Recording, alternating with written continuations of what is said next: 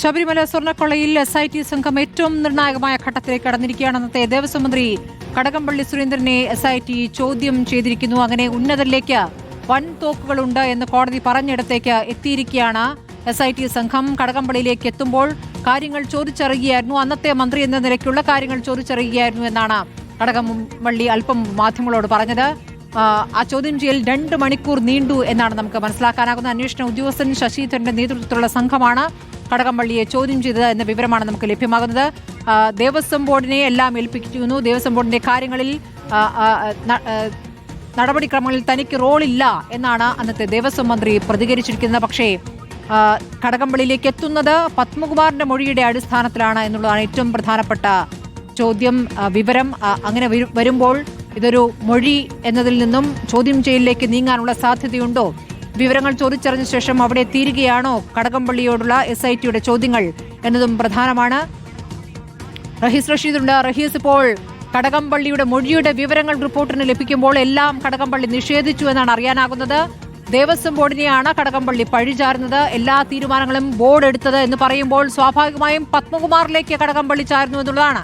അപ്പോൾ പത്മകുമാർ തിരിച്ച് കടകംപള്ളിയുടെ പേര് പറഞ്ഞു. ഇതുവരെ പറയാത്ത പേരിലേക്ക് എത്തിയിരിക്കുന്നു. പലതവണ ജാമ്യത്തിന് ശ്രമിച്ചെങ്കിലും ജാമ്യം കിട്ടാത്തൊരു സാഹചര്യമുണ്ട്. താൻ അകത്ത് കിടക്കുകയാണെങ്കിൽ കൂടുതൽ പേരിലേക്ക് എത്തും ഈ അന്വേഷണം എന്നതിന്റെ ആദ്യഘട്ടമായിട്ട് ഇതിനെ കാണേണ്ടി വരുമോ? നമുക്ക് എന്താണ് അറിയാനാകുന്നത് റഹീസ്? സ്മൃതി, അങ്ങനെ തന്നെ കാണേണ്ടി വരും. കാരണം കൃത്യമായി പത്മകുമാറിന്റെയും മുൻ ദേവസ്വം കമ്മീഷണറും തിരുവിതാംകൂർ ദേവസ്വം ബോർഡിന്റെ പ്രസിഡന്റായിരുന്ന N വാസുവിന്റെയും മൊഴിയുടെ അടിസ്ഥാനത്തിലാണ് അന്ന് ദേവസ്വം വകുപ്പ് മന്ത്രിയായിരുന്ന കടകംപള്ളി സുരേന്ദ്രനിലേക്ക് SIT എത്തിയത് എന്ന് തന്നെയാണ് മനസ്സിലാക്കുന്നത്. കാരണം പല ഘട്ടങ്ങളിൽ ഈ നിലവിൽ ജയിലിൽ കഴിയുന്ന ആളുകൾ കടകംപള്ളി സുരേന്ദ്രനെതിരെ മൊഴി നൽകിയതായ വാർത്തകൾ നമ്മളടക്കം റിപ്പോർട്ട് ചെയ്തതുമാണ്. 2019 സ്വർണ്ണപ്പാളികൾ ഇളക്കിയെടുക്കുന്നതിനുള്ള അപേക്ഷ ഉണ്ണികൃഷ്ണൻ പോറ്റി ആദ്യം നൽകിയത് അന്നത്തെ ദേവസ്വം മന്ത്രിയായിരുന്ന കടകംപള്ളി സുരേന്ദ്രനാണ് എന്നത് പല തെളിവുകളുടെയും മൊഴികളുടെയും അടിസ്ഥാനത്തിൽ SIT നേരത്തെ തന്നെ നിഗമനത്തിൽ എത്തിയിട്ടുണ്ട്. മന്ത്രിയുടെ ഓഫീസിന്റെ കൂടി നിർദ്ദേശപ്രകാരമാണ് അത്തരത്തിൽ ഉണ്ണികൃഷ്ണൻ പോറ്റിയുടെ കൈവശം അന്ന് സ്വർണ്ണപ്പാളികൾ കൊടുത്തു വിട്ടത് എന്ന മൊഴി പത്മകുമാറിൻ്റെതായും നൽകിയിട്ടുണ്ട് എന്നാണ് മനസ്സിലാക്കാൻ സാധിക്കുന്നത്. ഈ സാഹചര്യത്തിൽ എന്തിനാണ് തിരുവിതാംകൂർ ദേവസ്വം ബോർഡിന്റെ ഭരണ ഇടപെടലുകൾ ഒരു മന്ത്രി നടത്തേണ്ട കാര്യമില്ല. ദേവസ്വം വകുപ്പിന്റെ മന്ത്രിയാണെങ്കിൽ പോലും ദേവസ്വം ബോർഡിന്റെ എല്ലാ ദൈനംദിന പ്രവർത്തനങ്ങളിലും ദേവസ്വം ഭരണസമിതി, അത് ഭരിക്കുന്നവരും ഉദ്യോഗസ്ഥരും അടങ്ങുന്ന ഭരണസമിതിയാണ് എല്ലാ കാര്യങ്ങളിലും തീരുമാനമെടുക്കേണ്ടത്. അവിടെ എന്തിന് അന്ന് മന്ത്രി എന്ന നിലയിൽ മന്ത്രി ഇടപെട്ടത് എന്ന കാര്യത്തിലാണ് SITക്ക് സംശയമുള്ളത്. ഇതിൽ കൃത്യമായ ഒരു ഉത്തരം നൽകാൻ അന്ന് ദേവസ്വം വകുപ്പ് മന്ത്രിയായിരുന്ന കടകംപള്ളി സുരേന്ദ്രന് കഴിഞ്ഞിട്ടില്ല എന്ന് തന്നെയാണ് മനസ്സിലാക്കുന്നത്.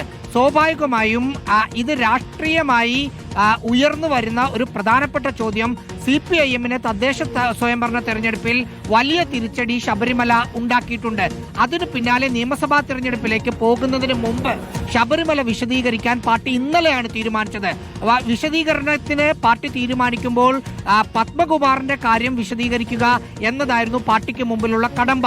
പക്ഷേ ഇനി ജനുവരി 15 മുതൽ വീടുകൾ കയറുമ്പോൾ മുൻ ദേവസ്വം വകുപ്പ് മന്ത്രിയായ ഇപ്പോൾ CPIMന്റെ സംസ്ഥാന കമ്മിറ്റി അംഗമായ കടകംപള്ളി സുരേന്ദ്രനെ SIT മൊഴിയെടുത്ത കാര്യം കൂടി പാർട്ടിക്ക് വിശദീകരിക്കേണ്ടി വരും എന്നൊരു പ്രതിസന്ധി കൂടി ഈ ഘട്ടത്തിൽ ഇത് ഉണ്ടാക്കുന്നുണ്ട്.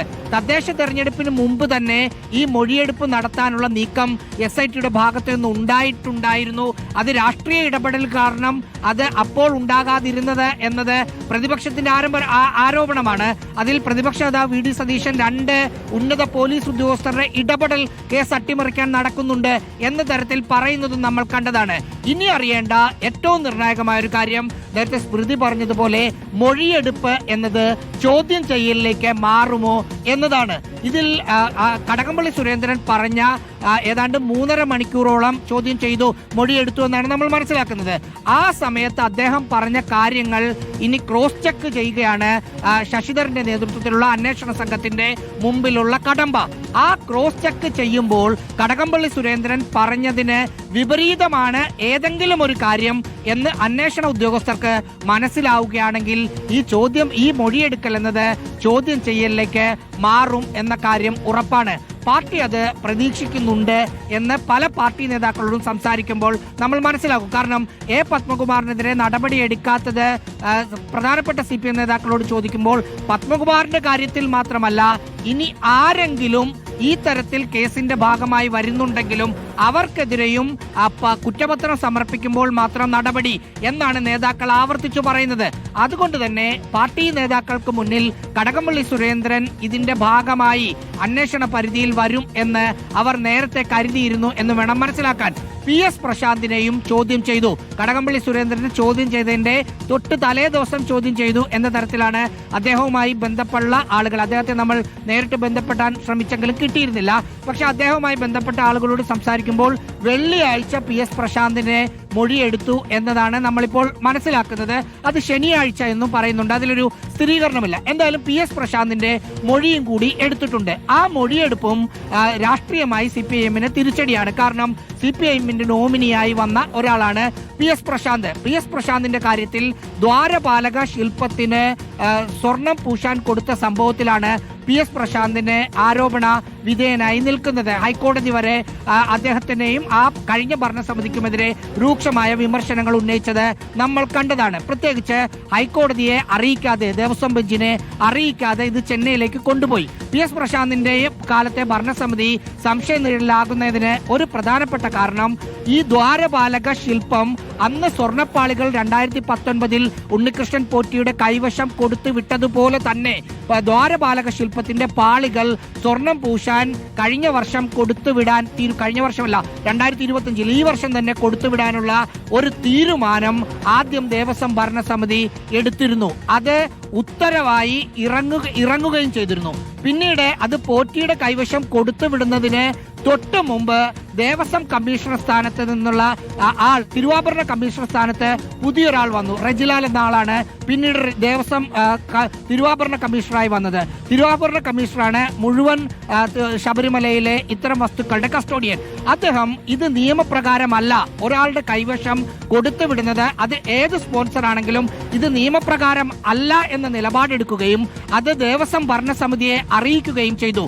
അതോടുകൂടിയാണ് മുന്നെടുത്ത തീരുമാനം ദേവസ്വം ഭരണസമിതി തിരുത്തി അങ്ങോട്ടേക്ക് ഇത് ദ്വാരപാലക ശില്പം സ്വർണം പൂശുന്നത് പോറ്റി തന്നെ സ്വർണം പൂശട്ടെ, പക്ഷേ അത് കൊണ്ടുപോകുന്നതും കൊണ്ടുവരുന്നതും സ്വർണം പൂശുന്ന സ്ഥലത്തും തിരുവാഭരണ കമ്മീഷണർ അടക്കമുള്ള തിരുവിതാംകൂർ ദേവസ്വം ബോർഡിന്റെ ഉദ്യോഗസ്ഥർ വേണമെന്ന തീരുമാനമെടുക്കുകയും ഇവിടെ നിന്ന് സർക്കാർ ചെലവിൽ തന്നെ, ദേവസ്വം ബോർഡിന്റെ ചിലവിൽ തന്നെ കൊണ്ടുപോവുകയും ചെയ്തിരുന്നു. അതിനെ പോറ്റി ആദ്യം എതിർത്തിരുന്നു. ഞങ്ങൾക്ക് മറ്റുള്ളവരുടെ ചെലവ് വഹിക്കാൻ പറ്റില്ല എന്നൊക്കെ പറയുകയും ചെയ്തിരുന്നു. പക്ഷേ അപ്പോഴും ചില സംശയങ്ങൾ ഉള്ളത്, അന്ന് പോയ ചില ഉദ്യോഗസ്ഥർ പോറ്റിയുടെ ആദിത്യ മുരളി ഒരു 3 സ്റ്റാർ ഹോട്ടലിൽ താമസിച്ചു എന്ന വിവരം അന്വേഷണ സംഘത്തിനുണ്ട്.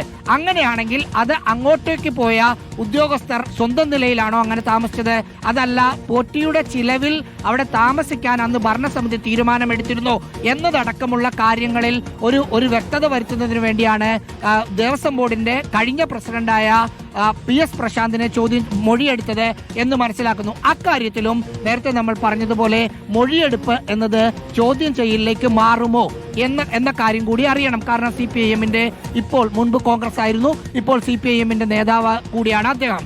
ഇനി അറിയേണ്ട മറ്റൊരു കാര്യം, അന്ന് ഈ പത്മകുമാറിന്റെയും വിജയകുമാറിന്റെയും കാലത്ത് ഭരണസമിതിയിൽ ഉണ്ടായിരുന്ന ശങ്കർ ദാസിന്റെ കാര്യത്തിൽ എന്താണ് അന്വേഷണ സംഘം തീരുമാനമെടുക്കുക എന്നതാണ്.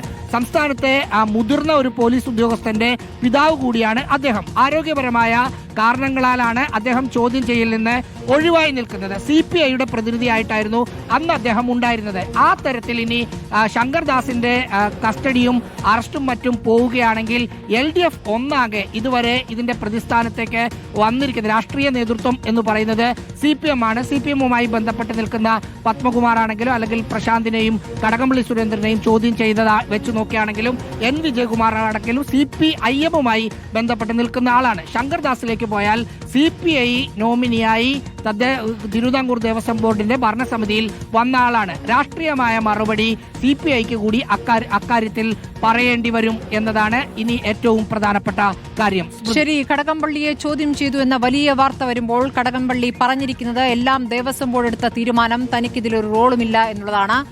ആ പറച്ചിൽ, ആ പറഞ്ഞ കാര്യങ്ങൾ എത്രത്തോളം SIT വിശ്വാസത്തിലെടുത്തിരിക്കുന്നു, ഇനിയും അതൊരു ചോദ്യം ചെയ്യലെന്ന രൂപത്തിലേക്ക് നീങ്ങാൻ സാധ്യതയുണ്ടോ എന്നത് ഏറ്റവും പ്രധാനപ്പെട്ട ചോദ്യമാണ്. സർക്കാരിലേക്ക് ഒരു അപേക്ഷയും വന്നിട്ടില്ല എന്നാണ് കടകംപള്ളി പറഞ്ഞിരിക്കുന്നത്. സ്വർണം പൂശാനുള്ള ഒരു ഫയൽ നീക്കവും വകുപ്പ് നടത്തിയിട്ടില്ല എന്നും കടകംപള്ളി SITയോട് പറയുന്നു. പക്ഷേ ശബരിമലയിലെ ഒരാളെന്ന നിലയ്ക്ക് ഉള്ള ബന്ധമാണ് പോറ്റിയും കടകംപള്ളിയും തമ്മിലുള്ളത് എന്നൊരു വലിയ ചോദ്യമുണ്ട്. പലപ്പോഴായി ഇവർ തമ്മിൽ നടത്തിയ കൂടിക്കാഴ്ചകൾ, അതിന്റെ ചിത്രങ്ങൾ, കഴിഞ്ഞ ദിവസം ഷിബു ബേബി ജോൺ പുറത്തുവിട്ട ഒരു ചിത്രം, അത് ബാംഗ്ലൂർ വിമാനത്താവളത്തിന് പുറത്തുനിന്നുള്ള കൂടിക്കാഴ്ചയാണ്. അതൊരു പോലീസ് ഉദ്യോഗസ്ഥൻ കൂടി ആ കൂടിക്കാഴ്ചയിൽ ഇരിക്കുന്നു എന്നുള്ളതാണ്. അതേക്കുറിച്ച് ഇതുവരെ കടകംപള്ളി പ്രതികരിച്ചിട്ടില്ല. അതും ചോദ്യമായി വരുന്നുണ്ടോ എന്നതും പ്രധാനമായി നിൽക്കുന്നു എന്നുള്ള ഇടവേള.